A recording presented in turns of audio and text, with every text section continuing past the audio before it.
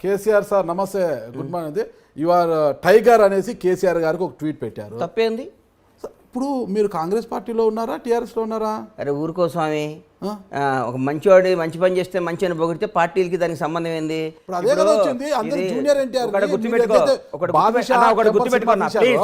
గుర్తుపెట్టుకో, చెప్పండి.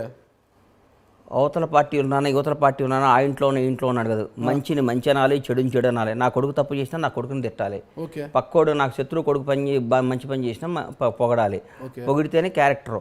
ఊరికే వాడు మంచి చేసినా కానీ అని తిడితే అది రాజకీయ వెట్ అవుతుందండి. నిలబడాలి కదా.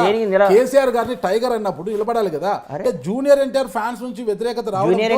జూనియర్ ఎన్టీఆర్ గారు మళ్ళీ ట్వీట్ చేశారండి. జూనియర్ ఎన్టీఆర్ టైగర్ అంటూ మళ్ళీ ట్వీట్ చేశారు కదా. గుర్తుపెట్టుకో అన్న, ఒకటి నువ్వు గుర్తుపెట్టుకో. నా ఎన్టీఆర్ గారి ట్వీట్కి, కేసీఆర్ గారి ట్వీట్కి, విజయసాయి రెడ్డి గారి ట్వీట్కి నువ్వు ఇట్టిట్ అనేదానికి దేనికి ఏ విధమైన సంబంధం లేదు.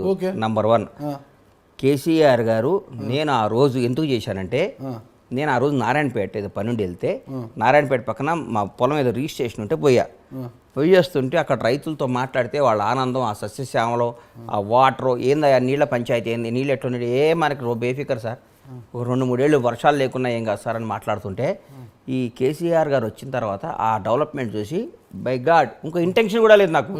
కేసీఆర్ గారు మీరు టైగర్, ఎందుకంటే అట్టడుగుపోయిన తెలంగాణ, కష్టాల్లో ఉన్న తెలంగాణ, బీటులు బారిన తెలంగాణ, దాహతు కోసం ఎదురు చూస్తున్న తెలంగాణ, ఫ్లోరైడ్ బాధితుల తెలంగాణ, ఇన్ని తెలంగాణను మంచో చెడో విడిపోయినాక ప్రతి ఒక్కళ్ళు సస్యశ్యామలం తెలంగాణ.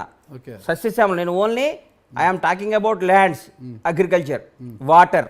అంతేగాని మీరు కేసీఆర్ నచ్చాడా, అవినీతి లేదా, ఇవన్నీ నువ్వు 100 క్వశ్చన్లు వేసి తిరకాసు పెట్టి శకుని క్యారెక్టర్ నా ముందు చేయకు.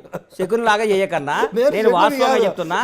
నేను ఆగన్నా, కేసీఆర్ గారు ఆ విషయంలో నచ్చి సార్ వాళ్ళ రైతుల్లో ఆనందం చూసి కేసీఆర్ సార్ టైగర్ అని పెట్టా. అంతేగాని దాని వెనకాల ఒక స్కెచ్ చేసి, దానికి ఒక మాస్టర్ ప్లాన్ వేసి, దానికి ఒక బోర్డు మీటింగ్ పెట్టి, నీలాంటి 10 మంది సలహాలు తీసుకొని ఒక్క పెడతా. నాకు సలహాలు తీసుకోలేదు.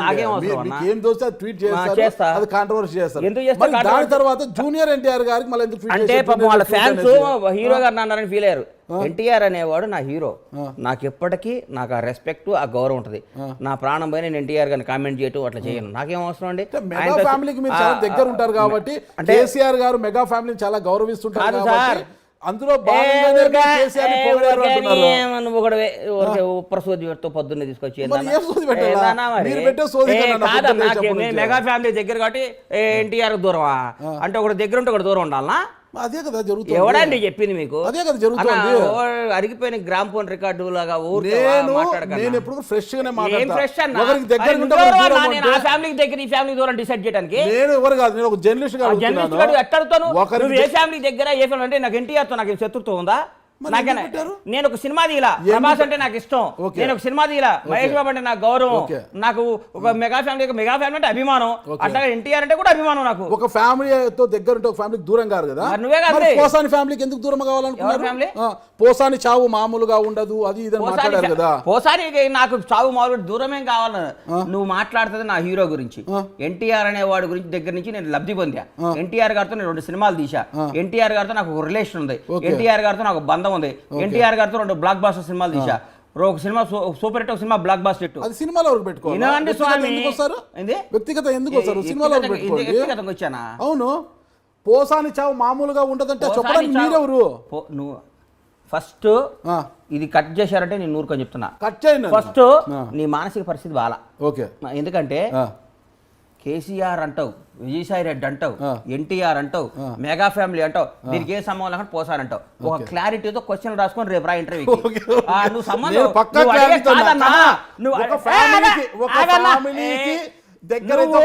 దూరం అన్నారు కదా, దానికి వివరాలు చెప్తున్నా నేను. నువ్వు వేరే వాళ్ళు ఇరికించుకో. నీ వల్ల నువ్వు పెట్టే బోన్లో ఎలికలు చాలా ఉంటాయి, పడేయి. బండ్లా గణేష్ పడ్డావు. నువ్వు 1 by 1 క్వశ్చన్ కరెక్ట్ గా అడుగు. నువ్వు 1,00,000 క్వశ్చన్లు అడుగు, నేను 1,00,000 సమాధానం ఇస్తా. సంబంధం లేని మాటలు మాట్లాడుకో. నువ్వు ఎత్తుకునేదే తప్పు. ఆంధ్ర అన్నావు, విజయసాయి రెడ్డి గారు అన్నావు, ఆన్సర్ ఇచ్చా. కేసీఆర్ గారు అన్నావు, ఆన్సర్ ఇచ్చా. ఎన్టీఆర్ గారు అన్నావు, ఆన్సర్ ఇచ్చా. చిరంజీవి గారు అన్నావు, మెగా ఫ్యామిలీ అంటావు, ఆన్సర్ ఇస్తా. మళ్ళీ ఇంకో పోసాని అడుగు ఆన్సర్ ఇస్తా అంతేగాని దాన్ని దీన్ని కింద పైన పెట్టి నన్ను ఇబ్బంది పెట్టాలి. లింకులు పెడతారు కదా, మేము లింకులు పెట్టి అడుగుతుంటాము. లింకులు పెట్టడం నువ్వు ముందు నిద్రపోకుండా రాసుకొని వస్తావు ఈ నెట్ట లింక్ పెట్టాలని. నేను లింకు కానీ గింకు కానీ పెట్టను. నువ్వు 9 దాకా నీ ప్రోగ్రామ్ ఎట్టెక్ కొట్టాలని చూసా. మళ్ళీ నన్ను తిడతావు, నన్ను మనకున్న రిలేషన్ తో మళ్ళీ నేను వచ్చి నేను ఒప్పుకున్నా. నేను ఎందుకు అన్నానంటే ఒక ఫ్యామిలీకి దగ్గర ఉంటే ఒక ఫ్యామిలీకి దూరం అయినట్టు అన్నారు కదా, దానికి సీక్వెన్స్ గా ఇది అన్నాను. ఎన్టీఆర్ ఫ్యామిలీ ఏంది, మెగా ఫ్యామిలీ ఏంది, నువ్వు మాట్లాడే మాటలు ఏ ఇష్యూలో అన్నాను, ఏ ఇష్యూలో అన్నాను అడగవే.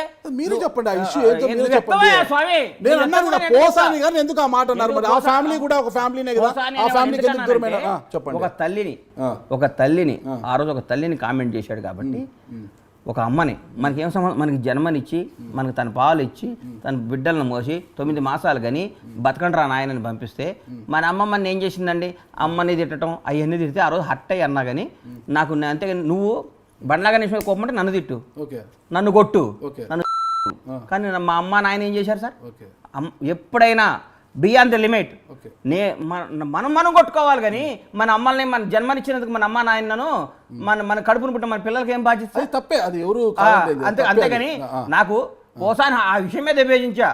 పోసాని భార్య నాకు క్లోజు, పోసాని పిల్లలు నాకు క్లోజు, కానీ ఈ మధ్య మాట్లాడటం లేదు ఎందుకంటే కలవలేదు. అంతేగాని పోసాని అనేవాడు నాకు ఎన్నో వేషాలు రాశాడు. నా సినిమాలో ఆయనకి లైఫ్లో మర్చిపోలేని వేషం ఇచ్చే టెంపర్లో నాకు ఏ విధమైన లేదు. అంటే దేనికైనా ఒక క్రాస్ ఉంటుంది నాగరాజ్ అన్న, ఒక క్రాస్ ఒక గీత ఉంటుంది. సీతాదేవిని కూడా రాముడు గీత దాటొద్దు అన్నాడు. రాముడు మాటని ఒక గీత దాటితే రావణాసుని ఎత్తుకపోయిండు. అర్థం కాలా ఎందుకు గీత గీశాడు, అమ్మ ఈ గీత దాటితే డేంజర్ రోడ్లో పడతావు తల్లి అన్నాడు. వేరే కూడా లక్ష్మణుడు గెటప్లో వచ్చి ఆయన మోసం చేశాడు. సీతాదేవే నేను మోసం చేయగలిగేవారు. నీకు అంత నువ్వు కూడా నువ్వు రావణాసులు అంటాడు. నువ్వు ఒక గీత ఉండదు, గీత గీసుకొని ఉంటాం మేము. నువ్వు రాగాలి ఆ గీతను దాటియాలని ట్రై చేస్తావు. గీత గీస్తావు, గీత గీసి ఎట్లా కొట్ల మమ్మల్ని నాన్న సంకల్ నాకు గీత దాటిస్తావు. ఆ దాటినాక నువ్వు మమ్మల్ని ఫుట్బాల్ ఆడుకొని గీములు చేసి రాజశేఖర రెడ్డి గారు ఓడిపోయారా అంటావు. ఏదో ఒక తప్పు గబక్కర అంటావు. దాన్ని 100 ఏళ్ళు ఇవన్నీ కాదయ్యా నువ్వు. అందుకనే గీత దేనికైనా ఒక గీత ఉంటుంది. ఈ గీత యువతలో నన్ను 100 క్వశ్చన్లు అడుగు.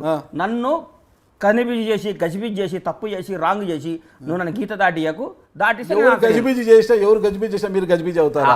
అమ్మోని